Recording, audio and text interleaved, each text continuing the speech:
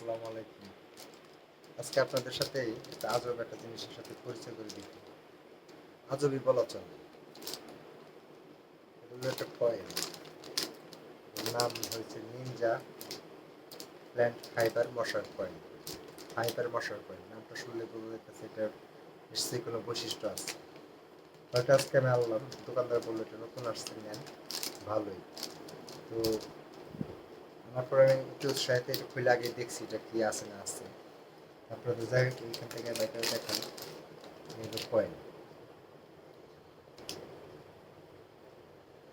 তো এখানে এর মেন যে বৈশিষ্ট্যটা এটা দিয়ে যদি আমরা মনে করেন বিদ্যুৎ চলে গেছে, পাখা ঘুরতেছে না, পাখা এটা দিয়েই বাতাস করতে পারবে, ভাঙতেছে না, ফলাই দিবেন, টানবেন, এটা খোলানোর জিনিসটা ওইটার ভিতরেই পেঁচ কাটা দুটোর সাথে লাগানো, খুললে পথে দেখাই মনে হয় ছিঁড়ে ভাঙ্গে ভাঙ্গে একাকার।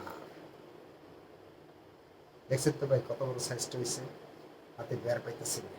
এই যে দেখেন সাইডে দিবেন আবার একখান, দুই মাথায় জয়েন্ট দেওয়া, এখান থেকে ভাঙার পরে এই যে এরকম টুকরো হয় আপনাদের দেখার জন্য রেডি করে রাখছি, আমি আগে টুকরো করে রাখছি, এটা খোলাই রাখছি। এই হলো মেন কয়েলটা এক পার্ট, মানে এটা স্টানে দিলে এটা নাইমা যাইতেছে, এটা এখন চালাইবেন কিভাবে এটা একটা প্রশ্ন।